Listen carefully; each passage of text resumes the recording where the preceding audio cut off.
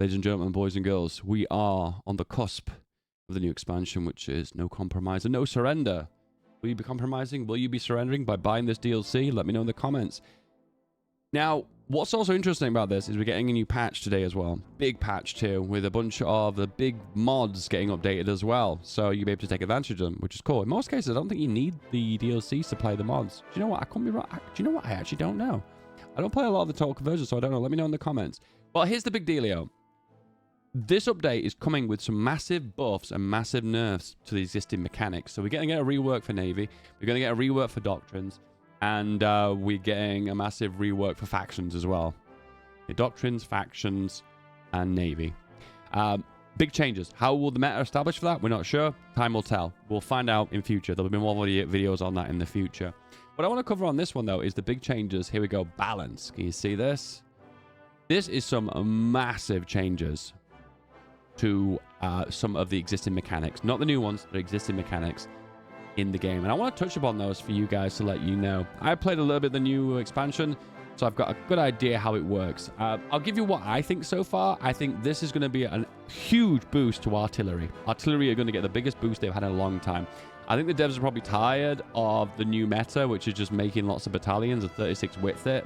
So they now want us to include more artillery as a part of our divisions. And because of that, they buffed artillery. And one of the doctrines you can go for, one of the sub-doctrines, makes the combat width of artillery from 3 down to, I think, 2.4.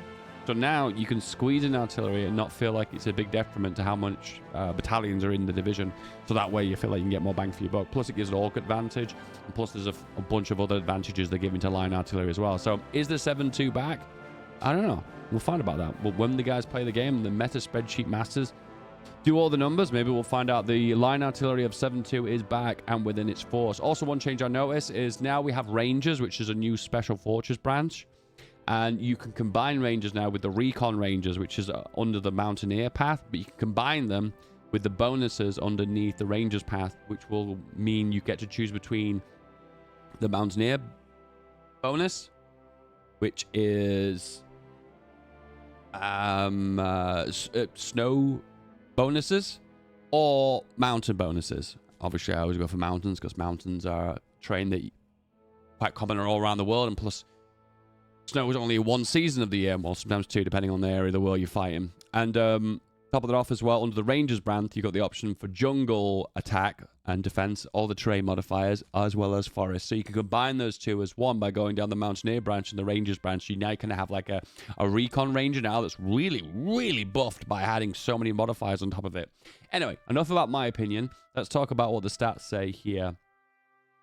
First of all, combat and terrain. Snowy ground now gives harsher movement and breakthrough penalties. So there might be more incentive to go for the Recon Rangers with the snow path, because snow has become significantly more brutal. I think maybe the devs are getting a little bit tired of rushing Barbarossa with collab governments by blitzkrieging them, and now winter has become a lot more painful. I'm not a big fan of the penalties to attack. I would love to see a big movement speed penalty. Just think about it. Really, really deep snow, regardless of tracks, tires, or even horses on legs. Think about how difficult and slow it is to get through big, big drifts of snow, you know, even on roads as well. So just think about it from a perspective on advance. So I'd like to see a big penalty. It doesn't actually say on here what the numbers actually are, but we'll break those numbers down when we get in game. But it does seem a significantly harsher movement and breakthrough penalties. Also, extremely cold weather inflicts more attrition. So once again, Barbarossa, it looks like it's becoming a lot more difficult. Slower, slightly lower base speed for strategic redeployment. So strategic redeployment is basically moving on trains across the map. It's the shortcut of Control B, and you basically move really fast, but you lose all your organization. And they've reduced the speed for that. I believe the base was something like 10 kilometers per hour, or maybe it was 12. I'm not sure on that one. But anyway, the base amount has been removed. Does it say specifically the numbers? No, it doesn't. So we're going to have to get into game for that one. Added attrition while moving. Is that attrition for strategic redeployment? I'm not sure. There is already attrition for movement, so I'm presuming it means attrition for strategic redeployment. Not sure.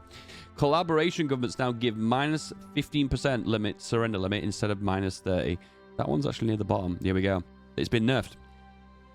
This is a good change because collab governments were so strong, but it was the only operation that was really good, which makes me sad because it's like we're nerfing spies, something players don't take that much advantage of anyway. Now we're nerfing it to disincentivize it again, which makes me really, really sad. Yeah. Anyway, I probably will still use it because the bonus of collaboration points you get from it is big. And the surrender limit is decent as well, but it won't be making as much of an impact as it does against the Soviet Union. Honestly, do you know what? Hand on heart, I feel like collab government needs to be split into two. One to gain compliance and one to reduce the surrender limit. I feel like the fact that they overlap is just too OP, and it makes all the other operations feel really weak in comparison to how unbelievably OP it is.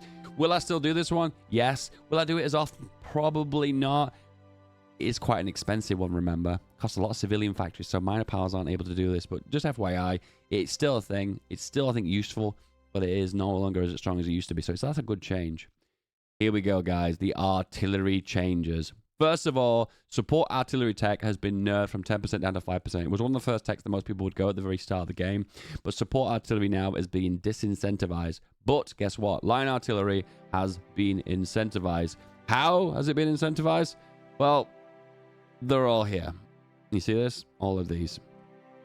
In short, motorized AA equipment requires more AA units from 30 up to 36. So motorized AA has been nerfed slightly, meaning it's more expensive. Motorized rocket artillery has been increased from 15 to 16, the tiniest nerf of production cost. Self-propelled armored artillery, the cost has gone up from 36 to 40. However, they have nerfed the combat width of it, which I feel like me breaks even. So SPGs, where is this? Can I see it? Can't see it in the list. Anyway, they reduced the combat width down from 3 down to 2. I've got a bit of doubt in my mind right now. There we go. There it is. Combat width reduced from 3 to 2, which basically means now SPGs are a lot stronger than they've ever been. The big disadvantage of SPGs is you lose a lot of breakthrough, but you've got the armor, you've got the soft attack. Will this incentivize me to make SPGs? I think it will, actually. I think we're going to see some really interesting builds where soft attack is going to be stacked really high. I can't wait to try that one out, actually. There is also a bunch of buffs for artillery. Big production cost reductions. So line artillery now, 1 battalion of it, no longer requires 36 units of artillery. It now uses 24. Same again for rocket artillery. Same again for motorized line artillery and motorized rocket artillery. It's like a 50% reduction cost. It's big. It's massive.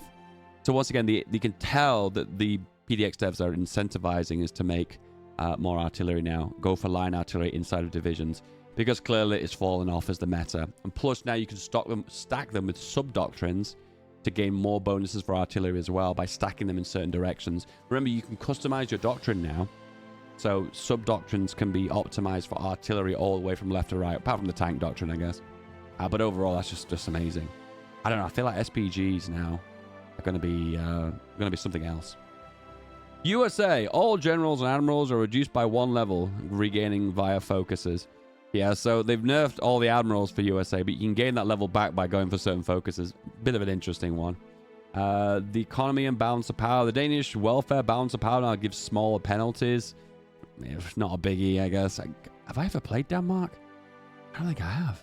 Okay. Yeah, you can choose between warfare or welfare, which is interesting. Which W do you prefer, welfare or warfare? I mean, Hoi 4 is a war game. I guess you're going to prefer warfare. Navy changes. Heavy and light attack now generate half as much shore bombardment, making it harder to cap. But the cap is now higher. The base amount has gone from 25% to 33%, but it's harder to get to the cap. So shore bombardment is more effective, but it's harder to get to the cap. You get me now? You understanding me? Yeah, so basically heavy and light attack don't do as much impact as they used to. So you need to have a bigger fleet to do it overall. Some testing required for that one. Could be quite useful. Could be quite effective. The easiest way of doing shore bombardment is put them on landing assistance. Oh, I forgot the name of the mission. One in the comments is going to fill it up for me. Reduce the admiral level contribution to naval hit chance. So admirals play less of a part in naval hit chance. And remove the cooperation bonus from admirals. I don't even know what cooperation even does. I think it's something to do with like attacking certain targets and targeting them one by one. Yeah. Myos, genetic infantry tank and assault gun Myos have been weakened. That's interesting. I never thought they were strong to begin with. But it makes sense if you're going to be stacking them with some of these SPG bonuses, which makes sense. The army reform decisions for China without the NCNS now reduced to 75 army XP. So it looks like the old army reform system is still in the game somewhere. I don't know where it is, though. But now it's been nerfed. Now it costs less. I think the only time I've seen the army corruption for China is if Japan annexes China, releases the puppet state, and they've still got army corruption. So maybe that's the one instance where it still is a thing. Yeah. Just to recap, the buffs. Line artillery, rocket artillery, motorized rocket artillery, AT and AA have lower equipment requirements per battalion, meaning they are cheaper. Self-propelled artillery at combat width has gone from 3 to 2, which is just an unbelievably massive buff. Can't wait to see those soft attack divisions with SPG now. The cost standardization is to 40. I'm not sure what that means. I read that earlier somewhere in here. Cost standardization to 40. SPARTs, each mostly a buff. Okay. The buffs as well. Tank destroyers have become overall cheaper by making the combat width go from 50 to 40. There is a sub-doctrine now for tank destroyers, and one of my guys on my Discord had a concern, and he was speaking to me about it earlier, saying in multiplayer, tank destroyers are something players go into really heavily, and stacking bonuses on them now might be a little bit broken. Might make tanks useless in multiplayer. That's someone to keep an eye on. Naval shore bombardment can now critical hit forts, doing massive damage. Wow! That's actually really cool. So naval shore bombardment now hits forts. That is so cool. I've always said that the artillery need to play a part in actually damaging terrain, but that's actually cool that it does. And the maximum shore bombardment cap has been up to 33. I've already said that. The Department of Defense for USA now gives leader experience gain. So there's a few buffs for USA because of course their focus trees incorporate with Japan, so that's why that's the case. Carriers now intercept land-based naval strikes, destroying bombers. So now carriers now have a defense against shore port strikes. Heavy cruisers gain 5% attack and piercing via the heavy shells. Been basically tweaked the passive bonuses in the text. Submarines updated escape ratios make subs more consistent. It looks like submarines are easier to escape now. Once again, need testing on that one. The other buffs might have nerfed submarines. War score for sinking ships has been increased significantly. That's good to see. China War of Resistance, that gives 20% core defense. Wow. That's really big. But what was it before? I think it was about 20% before, wasn't it? Or maybe it was 10% attack and defense for both. I don't know. I'll comment on that one. Tweaks to the AI production lines for the AI. France is more likely to join the Yalta Conference. Subjects and overlords no longer gain faction traitor when leaving factions. Leaving factions is now a little bit easier. Interesting how the faction mechanics are all going to play into play here. 3 new unit categories for ATs and rockets to improve template logic. Interesting. That's how it's going to play out.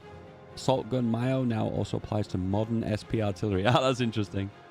One of the disincentives of going for modern tanks is that they didn't fit into any of the categories of the bonuses. So people will be like, well, I'm going for it. I'm getting better stats, but I lose all the bonuses that I have got because all the other categories don't apply.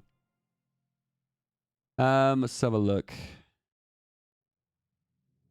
There's a few smaller tweaks. None of them are unbelievably noteworthy. Guys, I needed to talk about this. There are a lot of changes on here, lots of tweaks and optimizations, all the good stuff you're aware of. But it looks like SPGs and also artillery, line artillery particularly, has had a massive, massive buff.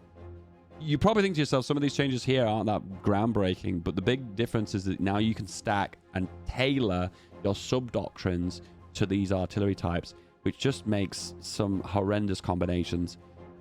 Sorry guys, this wasn't very visual. Unfortunately, no cam, I'm a bit shy. But overall, I think this is very important to know about the artillery changes coming. So, in short, line artillery buffed. How much of a buff? We're not sure. We'll have to play the game some more. SPG's definite buff. No doubt about it. Going to be way stronger than ever been. And also tank destroyers are looking to get some love as well. Plus all the additional changes with doctrines. It's going to be interesting to see what the future is going to look like. I think infantry artillery is going to be the future. Maybe with a bit of tank destroyer SPG mixed in. Yes.